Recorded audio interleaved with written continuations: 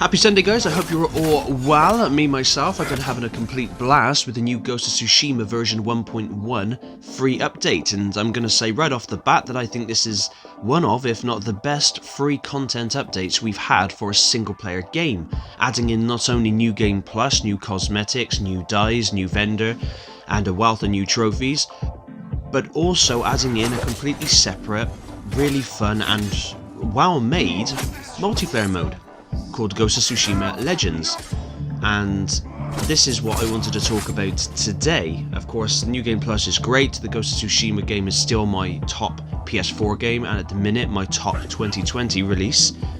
But this Ghost of Tsushima Legends is really fun. It works really well playing cooperatively with other people. Of course, there's 4 classes. I've gone for the normal samurai, so mainly focusing on the sword combat. You have a wealth of abilities with each class, obviously specific to that class. You can unlock the skill trees just like you can with Jin in the single player. You can unlock cosmetics for your sword and your armor by just simply leveling up and or completing various challenges, like for example completing the 15 waves of the survival mode in gold mode, or killing X amount of people via parrying their attacks. This is just a really good content update. There are 9 story missions that you can play cooperatively with somebody else, and they vary in length between 10 minutes to half an hour depending on the difficulty you choose. Each one has 3 difficulties of bronze, silver and gold. Of course, the higher the difficulty you have, the better rewards you get. The loot system I attribute to, it's exactly the same as Anthem's really. You get different coloured sort of upgrades that offer different stat increases, and it works for Ghost of Tsushima because you get cosmetics anyway by doing other things. They just, these loot things you get, they upgrade your stats, which I'm absolutely fine with. Because this was not made as a multiplayer game, whereas Anthem was intended for a looter shooter, whereas this is an add-on to an already established, well-made single-player game. So it gets a pass from me, and that gets a like. But yeah, if you have Ghost of Tsushima, or if you've been sitting on the sidelines and just waiting for the sale, Ghost of Tsushima in itself was absolutely worth a purchase before this update even came out, but now this update is out, this is one of the most well-packaged PS4 releases. They really put some thought into this, and there's still several raids coming, judging from the menu. It shows different episodes and scenarios, so we're going to be getting not just free raids, but also there could be new content for everything. It just looks like they're really putting some thought into this, and for me as a Ghost of Tsushima fan, it's really exciting. Like I said, the gameplay is exactly the same as the single player, although you can't change stances, which I was a little confused about, because I kept trying to change my stance, obviously, to attack different types of enemies in different ways. But that's fine, it's not a deal breaker or anything. You just got to be a bit more tactful.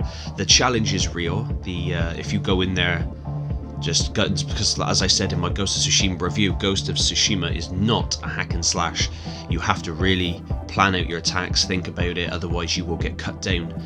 There are certain runes that you can get, like a moon rune or a sun rune, and certain enemies will glow that colour, and if you hit them with said, it will highlight your blade, like blue or gold or green, and if you hit them you'll deactivate, and basically you can just one-shot them, which is really cool.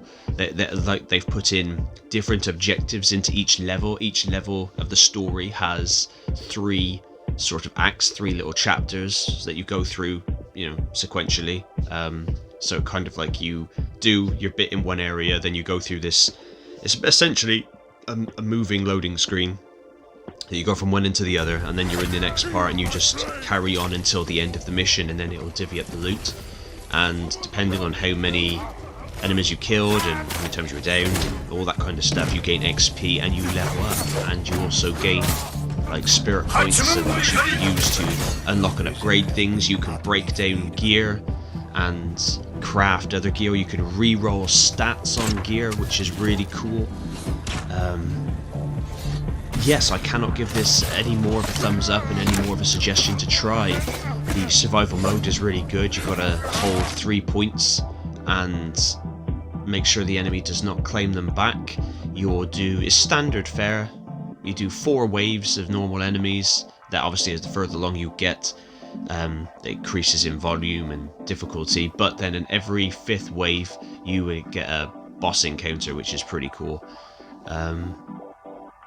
Yes, once you do all the story missions, you then unlock the quick play for the story missions. Quick play for survival missions is available from the start, but if you use the quick play, you will get extra loot for just selecting quick play, so you can mix it up. You know, the story missions, like I said, they're really well thought out. It's not like the main game level of storytelling. They're just like little mini legends, little mini stories about these ghosts. So basically inferring that, well, that's, I mean, I infer it as Jin was not the only ghost, but there was these other ghosts sort of in the afterlife from all the samurai that died on the beach. That's how I inferred it anyway. But yeah, it basically, they just kind of like weaved it in there, implying that Jin was not the only ghost, which is absolutely fine. You know, it's their story, they can do whatever they want with it.